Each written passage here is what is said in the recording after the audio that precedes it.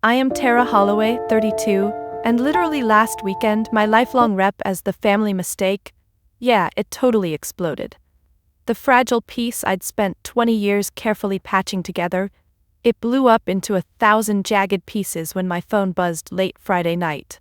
On the other end, a trembling voice informed me that my biological father, someone who vanished from my life 20 years ago after abandoning me at a Chicago bus station, was dying, and his final wish was to see me. At first I didn't recognize the name of the person calling. "This is Ginny, your cousin," she explained quietly, like we'd spoken 1,000 times instead of never. The name triggered a vague recollection, an unpleasant shiver of recognition. Tara, he needs closure. Closure? That word nearly made me laugh, bitter and sharp. My parents left me on a cold metal bench at the Greyhound station at midnight when I was 12, with nothing but a battered backpack containing a half-empty juice box and a handwritten note taped to my sweater.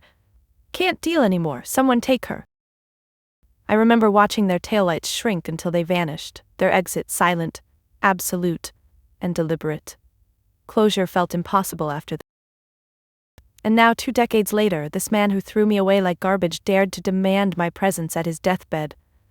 My gut twisted, nausea rising, memories I'd carefully buried clawing their way upward. The shaky voice on the other end waited for a response, expecting, hoping, I might cave. "Please," Ginny pleaded softly, "he's desperate to make amends." But I knew better. This wasn't about healing wounds. This was about easing his guilt before he died. And as always, no one thought about how it would affect me. Just like the night they abandoned me, when a passing station employee, a woman named Connie, found me shivering and alone, coaxed me inside, and offered me hot chocolate. Even then, my parents never once considered how I'd survive. That phone call cracked open scars I'd convinced myself were long healed. It thrust me right back onto that freezing station bench, the neon Chicago sign flickering overhead, feeling like the loneliest kid alive. All the work I'd put in, building a life away from that terrible moment. Finding new parents who loved me fiercely, creating a thriving career in graphic design, it was like none of it existed. One call and I was instantly 12 again, unwanted and terrified. But as I stood there gripping the phone so hard my knuckles turned white, anger ignited inside me. How dare he summon me like a lost pet he decided he wanted back? The audacity of his dying wish disgusted me, but it also clarified something crucial. I wasn't that frightened child anymore. I was strong, successful, and surrounded by people who valued me. People who'd shown me what family really meant. Their attempt to drag me back into their toxic narrative didn't weaken me. It lit a spark. They might expect submission, regret, or even forgiveness, but they'd get none of it. Because this time, I wasn't just pushing back. I was about to flip the script and reclaim my story once and for all. So if you've ever felt like someone else tried to write your story for you, drop a comment telling me where you're watching from, hit subscribe, and stay with me. Because this isn't just about revenge or closure, it's about finally taking back what they stole from me. You wouldn't believe what I'm about to do next. Growing up invisible is a strange kind of pain, one you can't explain unless you've lived it. My childhood wasn't marked by bruises or shouting matches, so much as by a relentless, quiet erasure of my existence. From the moment I could understand words, my parents made it clear I was simply unwanted baggage. One particular memory always resurfaces vividly, no matter how deep I bury it. I was 10 years old, standing nervously on stage at my elementary school. My teacher, Mrs. Garvey, had entered my drawing in the district-wide art contest, and to everyone's surprise, especially mine, I'd actually won. I remember how the lights glared, making my hands sweaty as I clutched that little ribbon. I was so proud. For the first time ever, I felt like maybe, just maybe, I mattered. But when the ceremony ended and everyone else's parents rushed forward hugging and snapping pictures, I stood alone at the edge of the stage, scanning the crowd hopelessly for faces I already knew weren't there. My heart sank like lead as I trudged home later, ribbon crumpled in my jacket pocket. I rehearsed how I'd break the news, still naively thinking my parents might finally acknowledge me. The moment I showed it to them, though, hope evaporated. My father barely glanced up from the television, muttering something about scribbles on paper, while my mother rolled her eyes and snatched the ribbon away. "Seriously, Tara? That's what you think deserves attention?" She shook her head and tossed the ribbon onto a pile of unpaid bills, dismissing it and me as just another inconvenience. Yet, that same night, my older sister Bethany brought home a participation certificate for track, just a generic piece of paper handed out to everyone who showed up. My parents reacted as if she'd won Olympic gold. Dinner turned into a celebration, complete with cake, laughter, and endless praise. Bethany basked in the spotlight while I sat unnoticed, choking back tears. That wasn't an isolated incident. Every milestone in my siblings' lives, no matter how minor, was magnified and celebrated, while my genuine achievements, good grades, artistic awards, quiet kindnesses, were ignored, mocked, or outright dismissed. Eventually, I stopped mentioning them at all, internalizing the idea that nothing I did mattered anyway.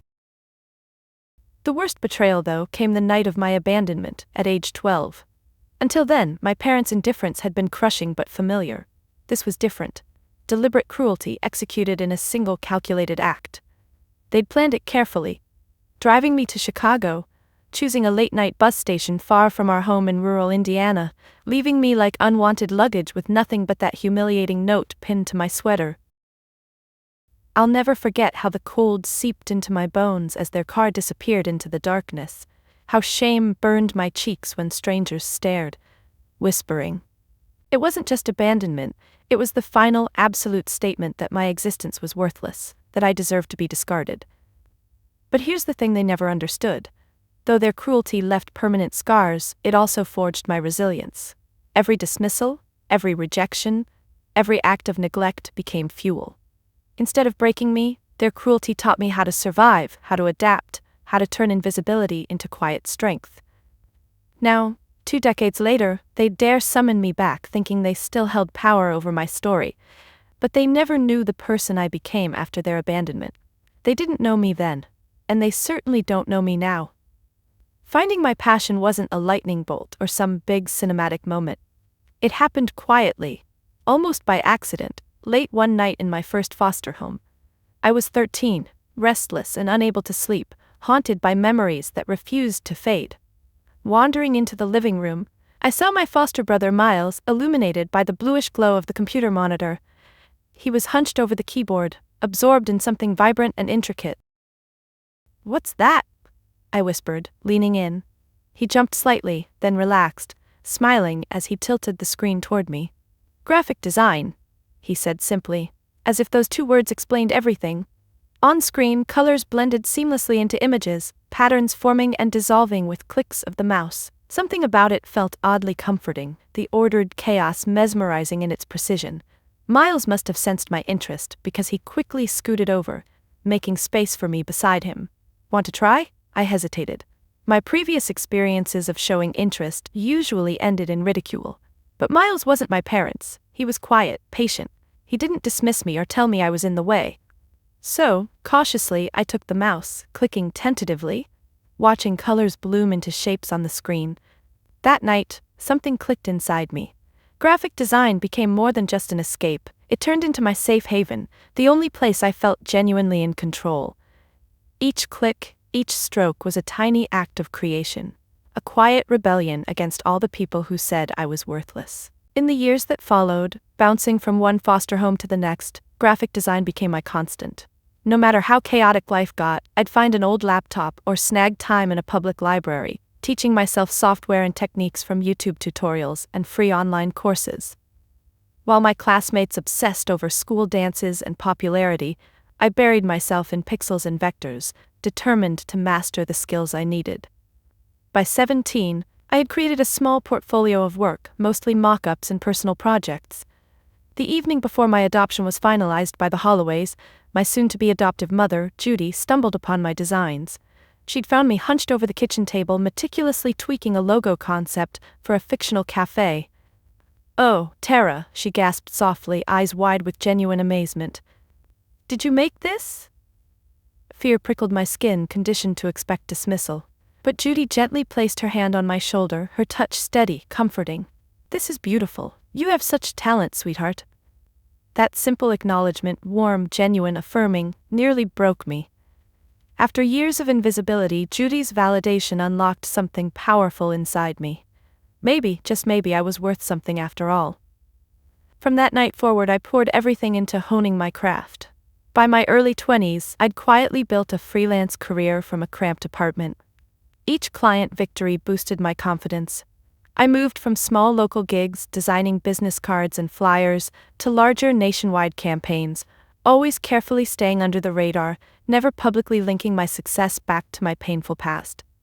Fast forward to now, at 32, and I've quietly built my own thriving design agency, respected across the industry for innovative, bold visuals. My client list spans global brands who trust me implicitly, entirely unaware of the girl I once was, abandoned and unwanted. I built this legacy in secret, brick by brick, pixel by pixel. The world sees the confident professional, never suspecting the wounded child who fought silently for every success. And now that my biological father calls from his deathbed, thinking he can reclaim me, he'll find out just how powerful that silence made me. Today was the day I'd been dreading, but it arrived relentlessly, like clockwork. It didn't matter how many deep breaths I took, how firmly I'd rehearsed my internal script, or how confidently I walked through the elegant office corridors of my agency. Every step toward my car felt heavier, as if invisible hands were pulling me back into the dark past I'd spent decades escaping. Outside, the Chicago skyline stretched beautifully against a muted gray sky, the glass buildings reflecting scattered sunlight. It was ironic, really, how I'd chosen to stay in the very city where I'd been abandoned. I'd reclaimed Chicago piece by piece, transforming painful associations into something entirely my own.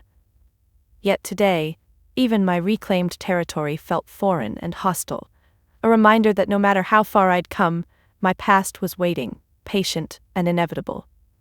Sliding behind the wheel, I adjusted my mirrors, checking my reflection, forcing myself to meet my own eyes.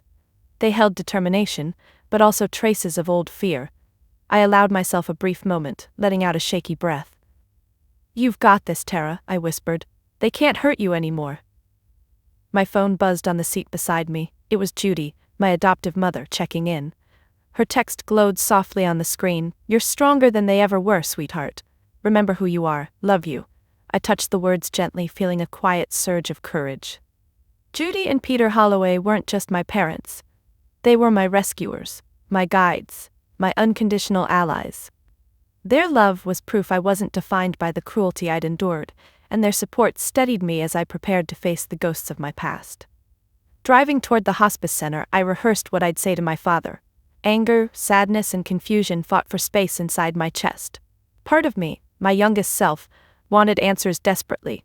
Why had they done it? How could they abandon their own child? But my adult self knew there was nothing he could say now that would erase what he'd done. I wasn't going there seeking comfort or explanations. I was going to make it clear. Their abandonment didn't define me. It didn't break me. It built me. Yet beneath my resolve, anxiety simmered quietly. My biological relatives would likely be there, faces I'd forgotten, names I barely remembered. Their judgment, their whispers, their pitying glances, all were things I'd braced myself against, building an armor of professional success and emotional independence. But stepping back into that hostile territory, confronting their contempt, felt like entering a battlefield where wounds were invisible but deeply felt. Pulling into the hospice parking lot, I sat motionless for a moment, gripping the steering wheel, staring blankly at the building's gentle facade. Its peaceful landscaping felt absurdly at odds with the turmoil raging inside me. Was I really ready for this confrontation?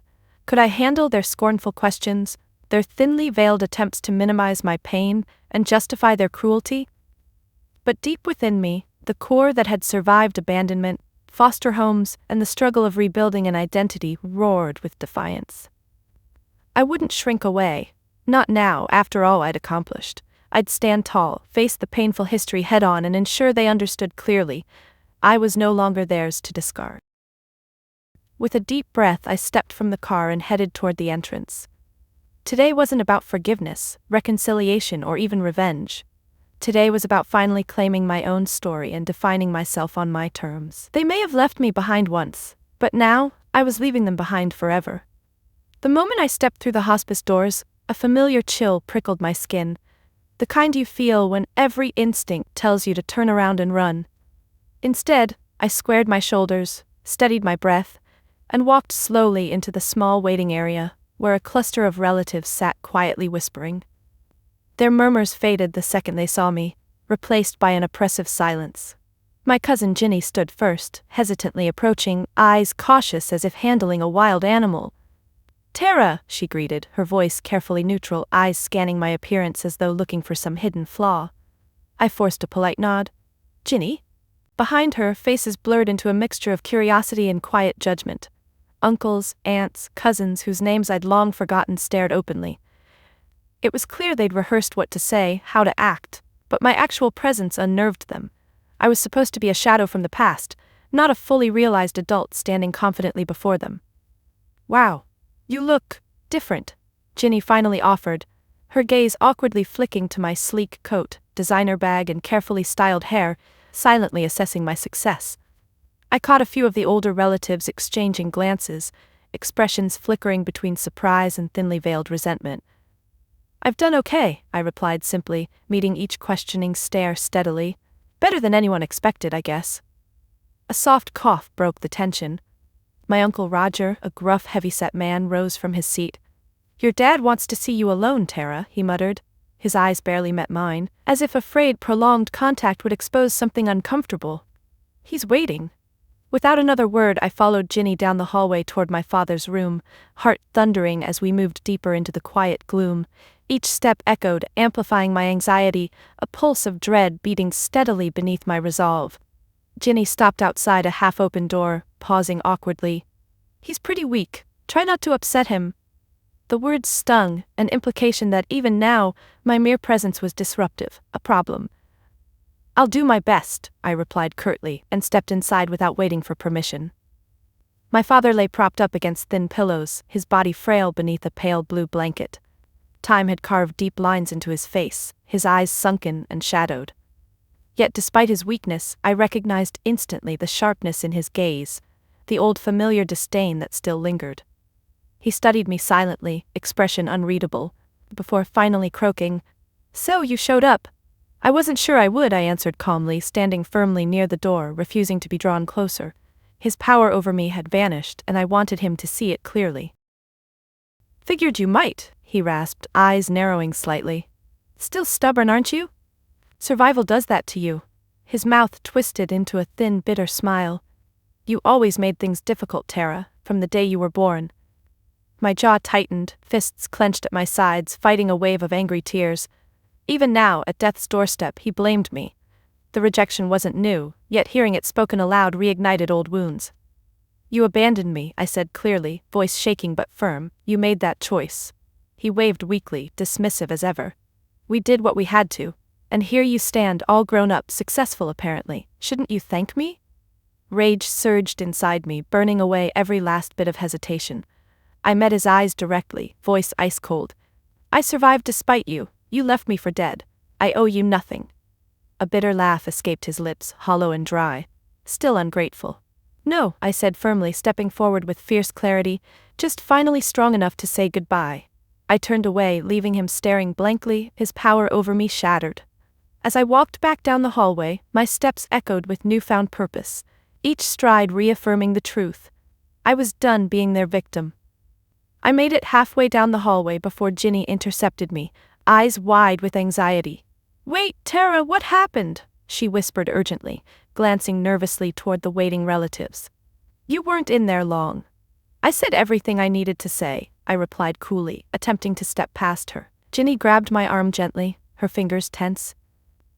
"Please," she pleaded softly, "just don't cause a scene." I paused, turning to face her fully, my expression steady but unyielding.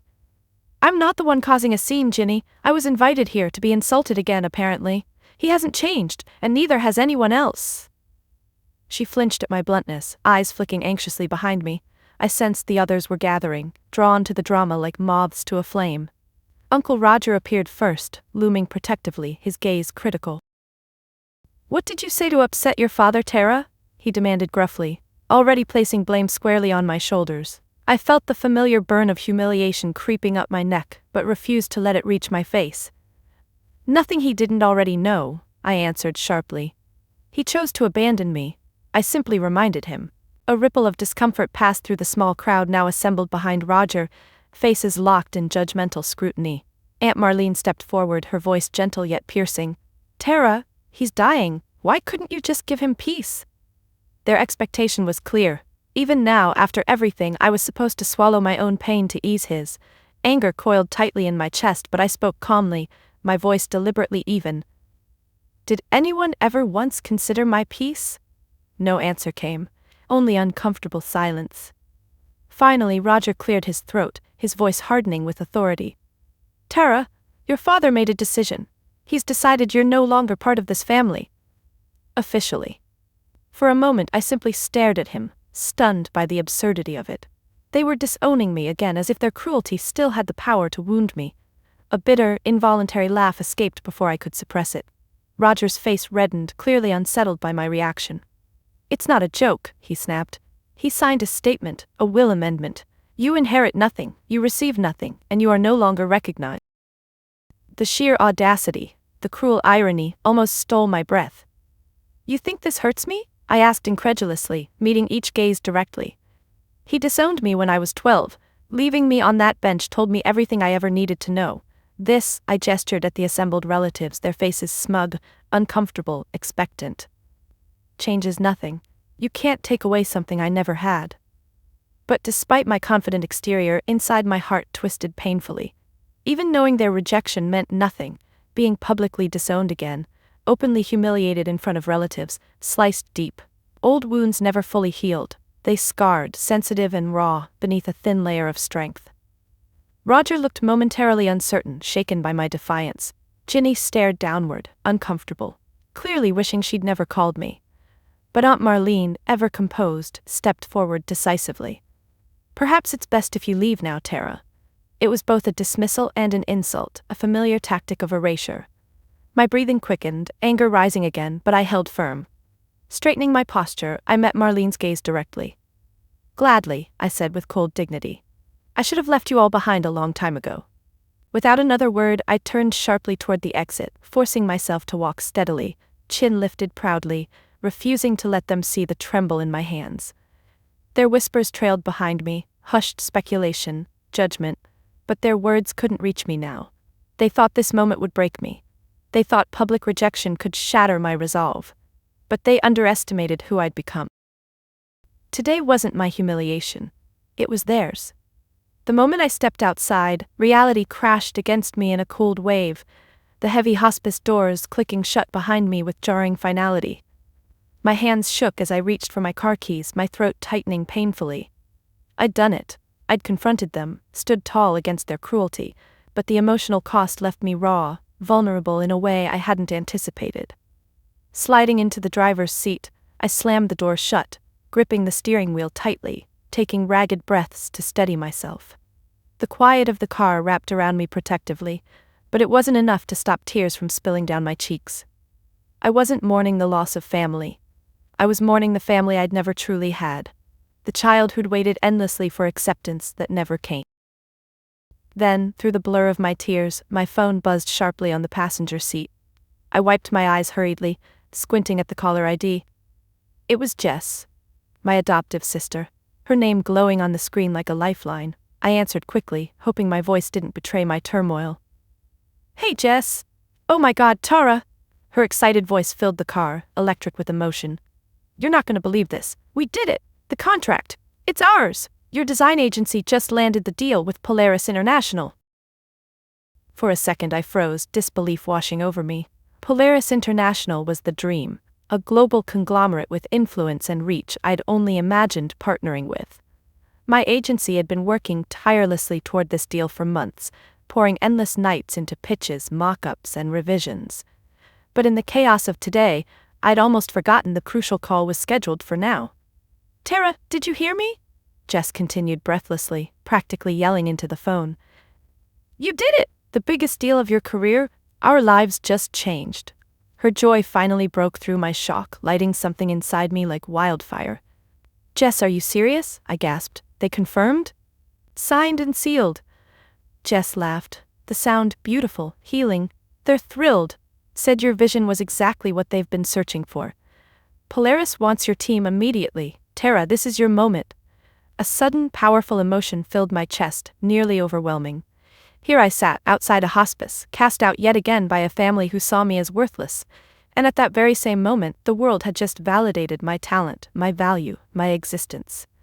This wasn't just success, it was vindication. Jess seemed to sense something deeper, her voice softening gently. Hey, are you okay?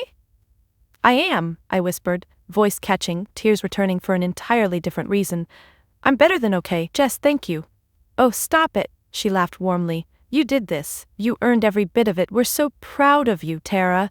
Mom and Dad are practically dancing in the kitchen right now. The image of Judy and Peter Holloway, my true parents, dancing joyously at the news filled my heart with warmth, erasing the lingering coldness of rejection.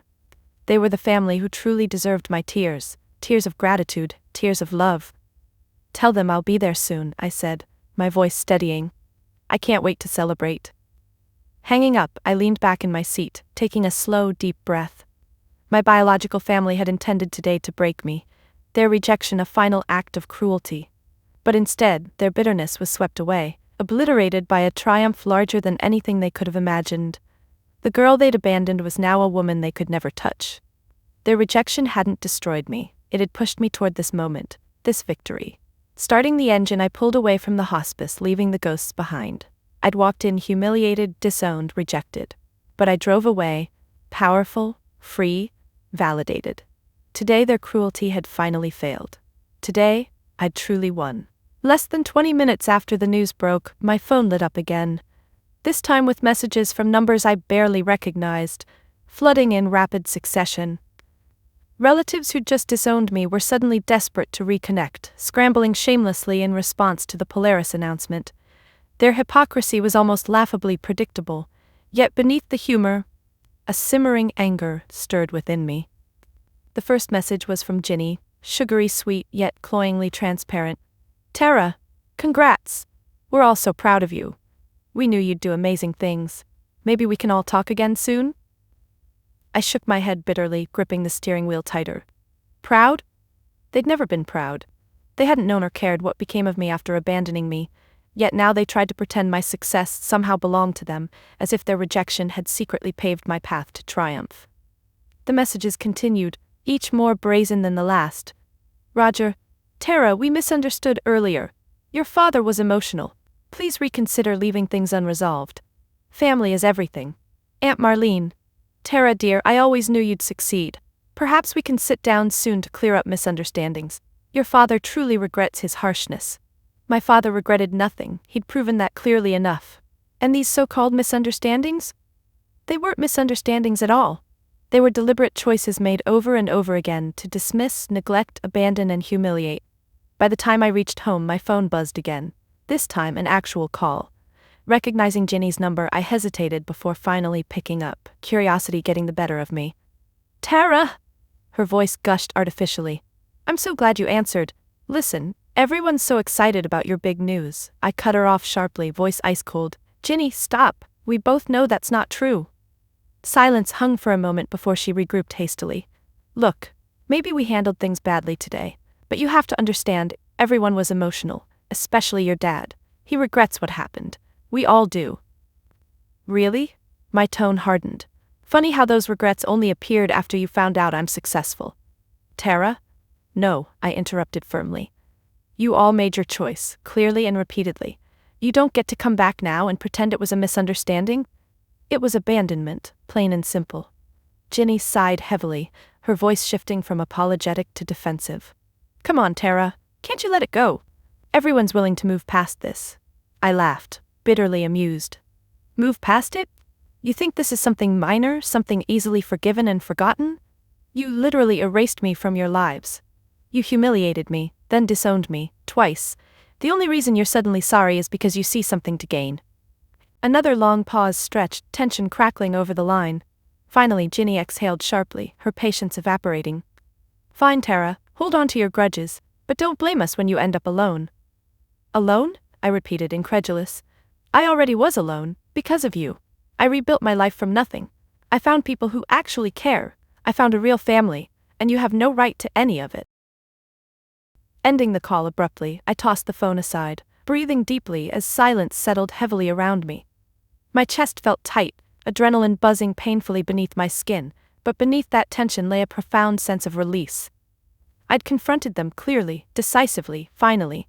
I'd taken control of the narrative they'd tried so desperately to twist. For years, they'd defined me by abandonment, but today, I'd rewritten the ending. Today, I finally understood what true strength felt like. Not revenge or bitterness, but quiet, unwavering confidence. Stepping out of the car, I headed toward the warmth of my adoptive parents' home, each step more certain, more empowered. They might keep trying, but their hypocrisy no longer held power over me. Their story was finished, a closed chapter in a book they had no right to write. Today, finally, the only author of my story was me. Walking into my adoptive parents' home that evening felt like stepping into a completely different world. One filled with warmth, comfort, and genuine love. Judy and Peter met me at the door, their faces glowing with pride, arms opening instantly to pull me into an embrace that felt like the safest place on earth. "Oh, Tara," Judy said, holding me tightly, "we're so proud of you." Peter's gentle voice followed, steady and comforting. "You deserve every bit of this, sweetheart. You worked so hard, and you earned this success yourself." Those simple words broke through the last of my composure, tears flooding my eyes again, this time freely. They weren't tears of pain or rejection, they were tears of gratitude, relief, and overwhelming love. The stark contrast between this moment and the earlier confrontation at the hospice sharpened everything, illuminating clearly where my real family lay. Judy guided me into the cozy kitchen, the familiar scent of cinnamon and vanilla wrapping around me. On the table stood a small cake, hastily but lovingly decorated with the words, "Congratulations, Tara!" My adoptive siblings, Jess and Mike, already seated, cheered warmly as I entered, their joy genuine and unreserved. "Look at you, superstar!" Mike teased playfully, sliding over to give me a shoulder squeeze. "About time the world recognized your genius." Jess laughed, nudging him gently. "We've always known she was amazing, it just took everyone else longer to catch up." Surrounded by their affection, I felt the last lingering shadow from the hospice fade completely. Here, there were no hidden motives, no underlying judgments, just sincere celebration and heartfelt support. It struck me deeply, this was family. This unconditional, effortless belonging was what I'd been missing my entire childhood.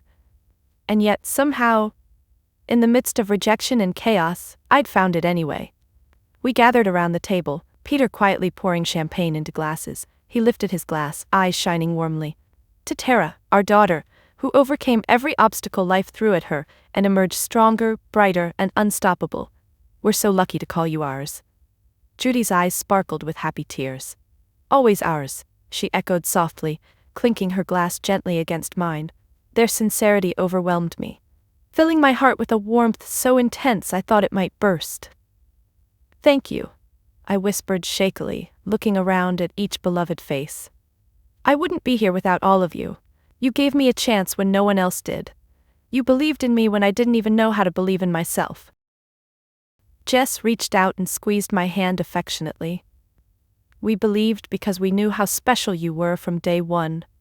As the evening stretched on, laughter and stories filled the room. Jess recounted hilarious anecdotes about my early freelance disasters. Mike exaggerated my teenage awkwardness until tears of laughter streaked everyone's faces.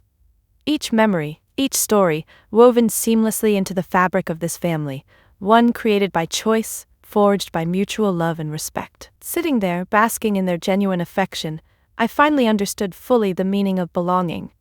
Biological bonds might dictate family on paper, but love, loyalty, and chosen connection created true, lasting bonds. I'd spent years carrying the heavy burden of abandonment, yet tonight, that weight finally lifted completely. My biological family had tried desperately to wound me, define me by their rejection. But here, surrounded by the people who had always chosen me, their attempts felt insignificant, powerless. I wasn't defined by who had abandoned me. I was defined by who chose to stay, who chose to love, who saw value in me long before the rest of the world noticed. Tonight was more than a celebration of professional success. It was a reaffirmation of something deeper, something permanent. Tonight, surrounded by my real family, I knew beyond doubt, I'd finally come home. In the days that followed, calls and messages from my biological relatives continued to flood in, a mixture of desperate apologies, thinly veiled manipulations, and outright guilt-tripping. It was as if my newfound success had somehow transformed their perception of me overnight, rewriting decades of neglect in a heartbeat. But their attempts only strengthened my resolve to draw a clear line. It was Friday morning when I finally took decisive action. Sitting quietly in my office, sunlight streaming through floor-to-ceiling windows, I methodically deleted each unanswered voicemail and message. Each tap of the delete button felt empowering, a symbolic reclaiming of space in my own narrative. The final voicemail was from Uncle Roger, his voice heavy with manufactured sincerity. "Tara, we understand your anger, but family is family. Let's meet and resolve this." I let out a quiet breath, deleting the message firmly. They'd spent my entire childhood erasing my importance, yet now expected forgiveness without accountability. But boundaries, I'd learned painfully, were essential. Walls built not from bitterness, but from self-respect. Setting down my phone, I turned back to my computer, opening a fresh email. With deliberate precision, I typed a simple, clear message, addressed collectively to my biological relatives. "After careful consideration, I've decided to end all contact. Your recent interest is noted, but far too late. My family, my real family, is made up of the people who've supported me, loved me unconditionally, and never once made me doubt my worth.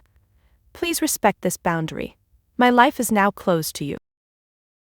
Sending the email felt definitive, the satisfying click of the mouse releasing something deep inside me. There was no longer room in my life for people who viewed me merely as a means to their ends. Moments later, my phone rang again, this time with Judy's familiar ringtone. Her voice immediately soothed the tightness in my chest. "Hey, sweetheart," she said warmly. "How's my brave daughter doing today?" "Honestly, better," I admitted, a small, relieved smile forming. I finally told them exactly where they stand. Her gentle laugh filled the line, proud and reassuring. "Good. You deserve peace, Tara. Protecting yourself isn't selfish, it's necessary." I leaned back in my chair, absorbing her words. It's strange. I spent so long believing I had to keep giving them chances. I always felt guilty whenever I thought about walking away. "Because you're a good person, Tara," Judy replied softly. "But choosing yourself first isn't wrong. It's brave, and it's healthy. You fought too hard to build your life to let anyone undermine that." Her steady reassurance quieted any lingering doubts. "Thank you, Mom," I whispered, emotion thickening my voice. "You always know what I need." "That's because you're my daughter," she replied warmly. "Nothing changes that, Tara. Not biology, not past wounds, nothing."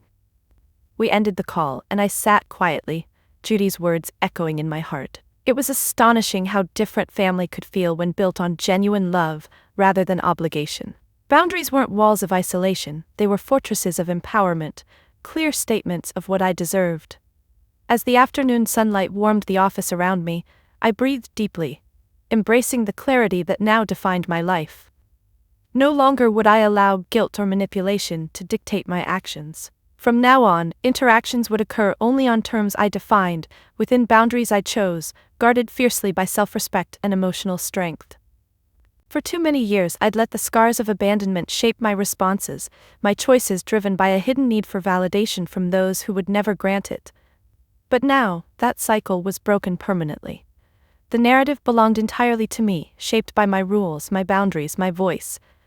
Today wasn't merely about pushing away toxicity. It was about embracing autonomy, freedom, and dignity. Today, for the first time, the only permission I needed was my own. With the toxic threads of my biological family finally severed, my life took on a newfound clarity and purpose. In the weeks that followed, inspired by my own journey from abandonment to empowerment, I decided to channel my success into something meaningful, something bigger than myself.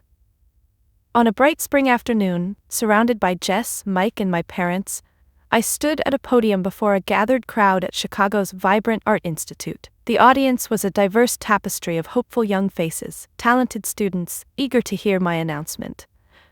This moment wasn't about pride or ego. It was about reclaiming my past by investing in the futures of others. Taking a steadying breath, I spoke clearly into the microphone. Today marks the launch of the Holloway Legacy Scholarship, a program dedicated to providing opportunities for young graphic designers who, like me, might have faced hardship or lacked traditional family support. This scholarship isn't merely about financial aid, it's about believing in dreams that others dismiss and recognizing talent that might otherwise remain invisible.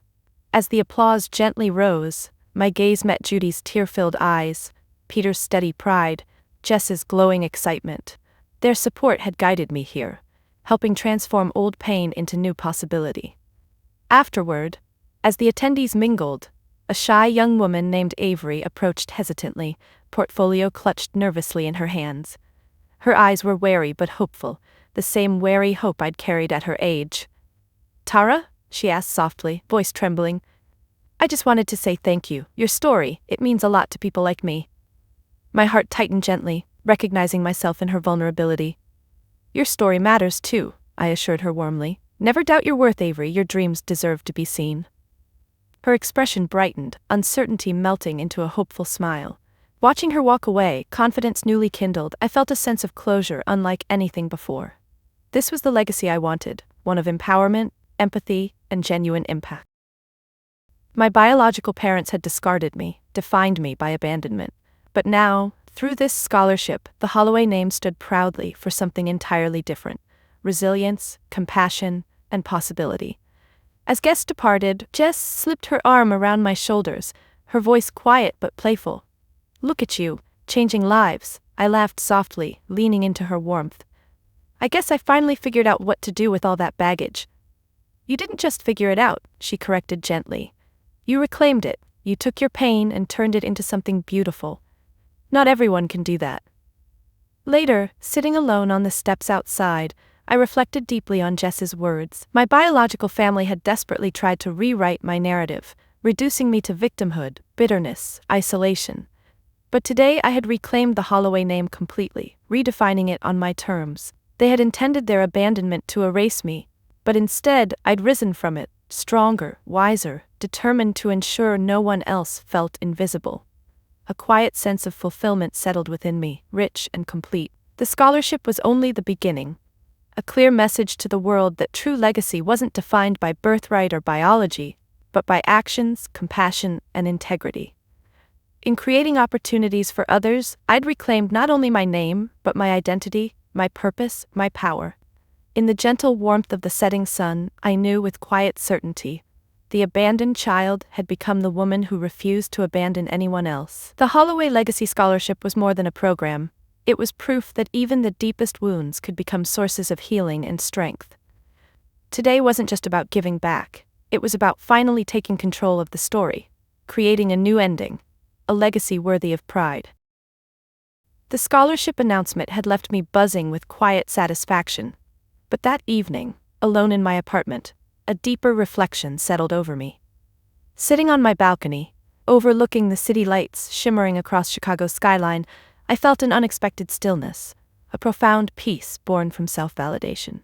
For years I'd mistakenly believed that peace could only come through external approval or reconciliation, as if someone else's acknowledgement was necessary for my own healing. But now, gazing out at the endless expanse of lights, I realized with clarity that true validation had to come from within. My biological family had withheld acceptance, affection, and respect, leaving a void I'd tried desperately to fill through achievement, through proving my worth. Yet, every success had felt slightly incomplete, haunted by their rejection. Only now, finally freed from seeking their approval, did I truly appreciate how far I'd come, not just professionally but emotionally and spiritually.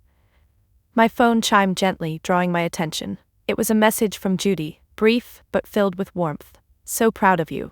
Always. Love you, sweetheart." Smiling softly, I held those words close. Judy and Peter had shown me love unconditionally.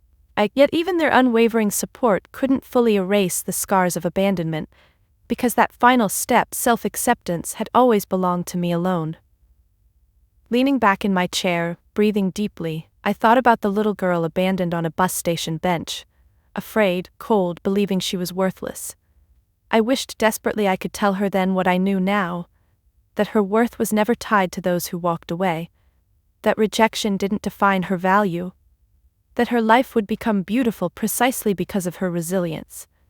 In that quiet moment, I felt a shift inside, a gentle yet profound release. Forgiving my biological family wasn't about excusing their cruelty, it was about letting go of their hold over my self-worth.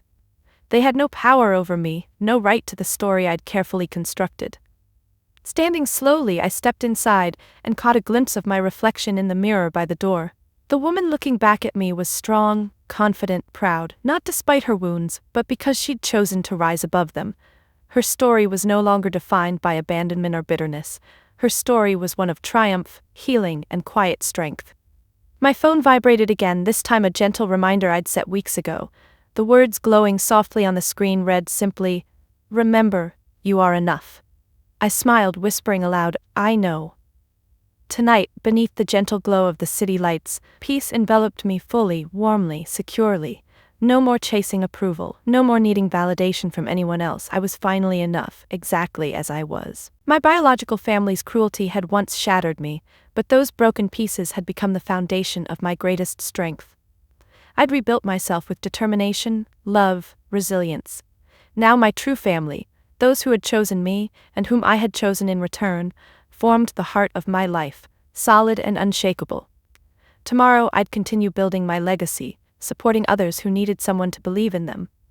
But tonight, in this quiet sanctuary, I celebrated a victory far greater than professional achievement. I had found peace within myself. Have you ever found yourself chasing approval from someone who never valued you? If you've ever experienced rejection, abandonment, or felt invisible in your own family, I hope my story reminded you that your worth isn't defined by others. Your strength comes from within, and your real family is the one you choose, the people who love, value, and accept you exactly as you are. I'd love to hear your stories of reclaiming self-worth and redefining family on your own terms. Drop them in the comments below. If my journey resonated with you, please like, subscribe, and share it with someone who needs to hear that it's okay to define success and family for themselves. Remember, your story belongs only to you. Define it proudly.